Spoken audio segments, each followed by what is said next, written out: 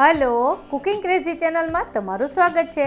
आज बनावीशुं व्रत के उपवास में खाई शकाय एवी एकदम नवीन रीते शक्करियानी सूकी भाजी अने साथे एकदम पोची रूच एवी राजगरानी पूरी नी रेसिपी। तो चलो रेसिपी शुरू करिए। रेसिपी पसंद आवे तो वीडियो ने लाइक और चैनल ने सब्सक्राइब करवानुं ना भूलता। तो सौ प्रथम मैं 2 शक्करिया लीधा है जेनी सूकी भाजी बनावीशुं अने एनी माटे पहेला आ शक्करियाने बाफवाना है। तो अहीं मैं આવી રીતે કાઠો રાખી દીધો છે નીચે અને પાણી ગરમ કરવા રાખી દીધું અને એના ઉપર કાણાવાળી ડીશ રાખી અને આ શક્કરિયાને આપણે ઢાંકણ ઢાંકી અને 10 થી 15 મિનિટ માટે બાફી લેશું। જ્યાં સુધી એ બફાય ત્યાં સુધીમાં પૂરીનો લોટ બાંધી લઈએ। તો અડધો કપ જેટલો મેં રાજગરાનો લોટ લીધો છે, જેમાં 1/4 ટીસ્પૂન જેટલું ધાણા જીરું, 1/4 ટીસ્પૂન જેટલું લાલ મરચું, 1/4 ટીસ્પૂન જેટલી હળદર અને हाफ टीस्पून जेटलू सिंधालू नमक जे व्रतनु नमक आवे छे अने 1 टीस्पून जेटलू तेल नाखीशुं। हवे आ लोट बांधवा माटे अहीं पाणीनो उपयोग नथी करवानो, पहेला बधी वस्तुओने मिक्स करी लेशुं अने राजगराना लोटनी पूरी एकदम सॉफ्ट बने एनी माटे अहीं आपणे बाफेला बटेटानो उपयोग करीशुं।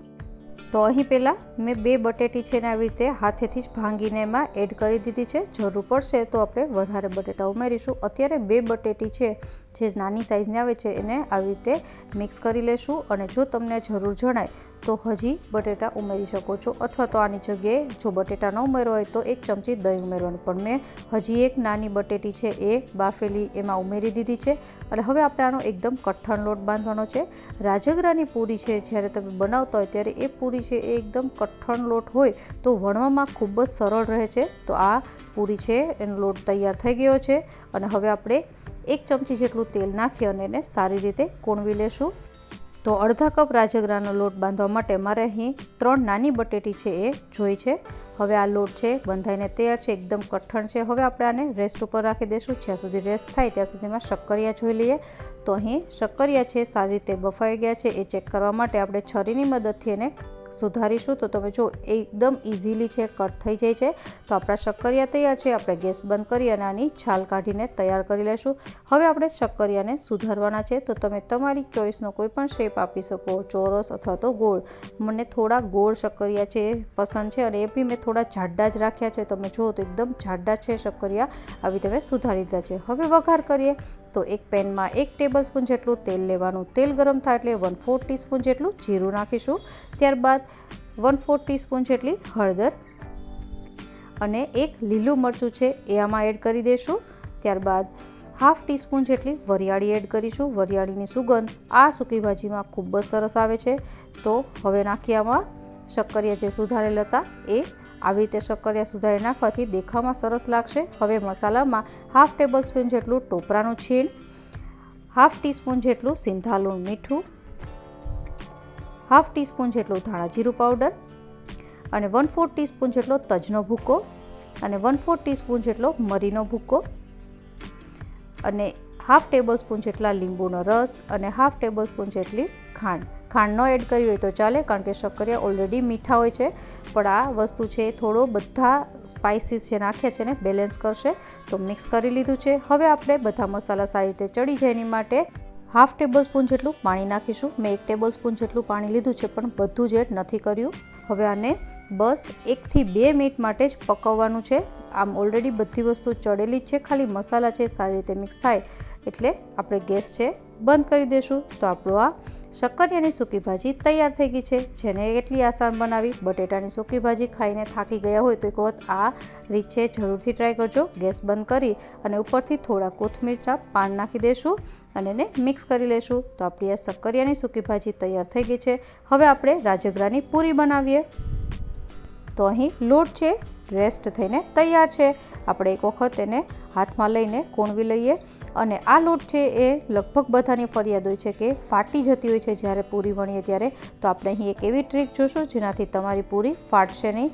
તો આપણે આ લોટ છે એને એક વખત કોણવી લીધો છે। હવે આપણે અહીં એક પ્લાસ્ટિક શીટ લેશું, ઘરમાં પડેલું કોઈ પણ પ્લાસ્ટિક છે ચાલે, જેને આપણે તેલથી સારી રીતે ગ્રીસ કરી લેવાનું છે, જેનાથી આપણો આ રાજગરાનો લોટ છે એમાં ચોંટે નહીં। હવે આ જે લોટ બાંધ્યો તો એ આખે આખો આપણે ગોયણું કરી અને આમાં રાખી દેશું અને ત્યારબાદ ઉપરથી પ્લાસ્ટિક છે આવી રીતે કવર કરી લેવાનું અને હવે વેલણની મદદથી આ લોટને વણી લેવાનો છે। આપણે હળવે હાથે આ લોટને બધી સાઈડથી ફેરવતા જઈ અને મોટી રોટલી જેવું વણી લેવાનું।